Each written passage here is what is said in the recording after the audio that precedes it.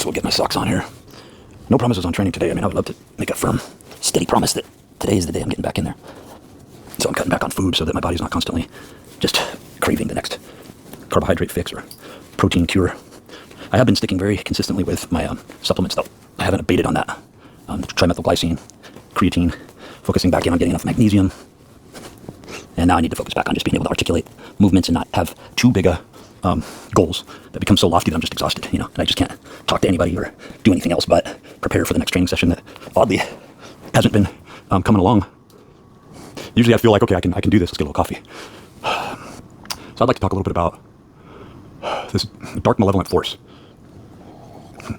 that is always there, always involved, curates our lives.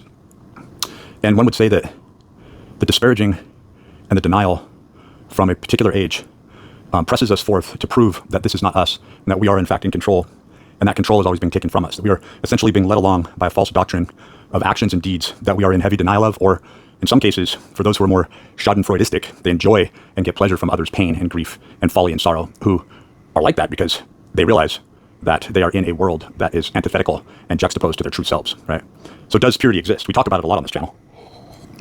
We discuss purity and the pure source as the main emanation, the pure center, but does it even really exist? Is it an archetype? Is it a principle, probity-based fantasy that doesn't actually exist in the real world and can't exist? And more to the point, is this the real world, or is this just some sort of crystalline projection of plasma and light trapped in a flux field that can be shaped and patternized to the will of a master arbiter, and the computational subset isn't constantly possibly trying to factor out machinating aspects that will control us in a Machiavellian way, but is in fact producing on its own that which will induce survival. In other words, it creates appetite, it creates hunger, and it creates the balancing. Ontologically just comes from it. Is ontology actually evil? Well, that's a big question, and that's something that I want to get into more in the future, and what a lot of the posts that I make, that's kind of what I'm searching for on the down low. Is ontology evil? Is the nature of reality perpetuating itself for survivability and survival through actionable deed? Much like that rich grandmother who had 3 husbands, 2 of them suspiciously died. She always seems to land on her feet, and she stops giving you advice and starts giving your sisters advice at a certain age because she is campaigning for women's plight. And women become, at some age, at some point, realize themselves as the viper, and that in order for them to survive, they have to play this game that they're taught on the playground when they're mere children. And they're also taught to use makeup, to flirt. This isn't natural, right? So there's something very unnatural about nature. It is using nature in a sort of craft, right, to be able to get what you want. But when you get down to it, there is no individual there. When we say she does what she does for women's plight, well, Nietzsche gets into this. He even states under her dress and finery, right, that, or supposing truth is a woman.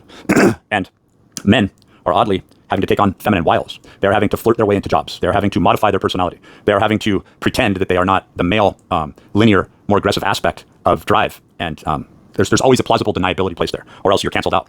So the true war that's happening politically on the world stage is an angry denial that this male force is not going to put up with becoming ever more feminized, because oddly what's happening is that as these so-called woke leftist Democrats, right, that's how they want you to see it. That's what's been enacted on the world stage. The true fix would be a true egalitarian, non-politicized field that would naturally supposedly go into this refraction or plastic, elastic reformation back into true ontology. But we really have to ask ourselves if it even exists, right? If the true course of nature isn't something that's an aspect to a field, an undulating field in flux that only creates agitation. That the ruberus, the snake eating its tail, samsara, that these aren't integral aspects when you get down to the nature of reality, ontology. What drives life is this never-ending rhetorical loop.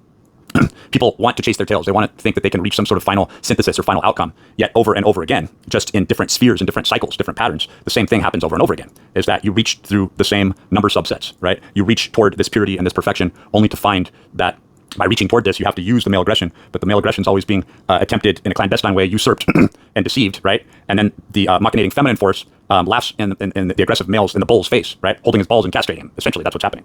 And then the entire aspect is flipped and gets into the Kali Yuga, where the untold supposed action or truth is that the witch, as a hierarchy, is seducing, as Mother Circe, the male, in order to get the male to play along, so that a flippening occurs, and the male is then born as the female and creates this ever-broadening agitated field, right? And it's just this constant pathos in play. I do not believe that that's reality, okay? I think that everyone, when you look at Bohemian Grove, you look at the Bonesmen and all the Operation Gladio and all this other shit that's going on, the Knights of Malta, the service to the Queen, again, Hathor, Mother Circe, the Lady of the Wood, on and on and on, right? Eve, Lilith, right?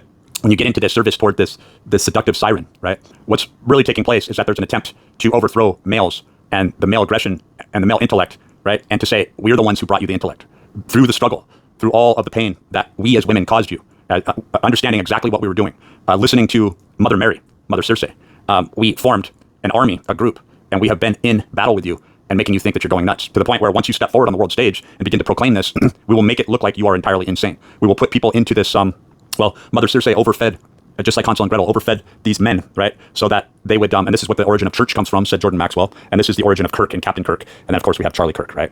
And so when you look at this whole thing, it's about overfeeding, overindulging the whims and the desires, using those 9 layers of the human body, especially the glandular system, against the individual, so that the higher and the greater his appetite and the more will that he had to succeed and overcome, that very overcoming those talents in perpetuation would be used against him through the Black's Law Dictionary, even and especially in a court of law.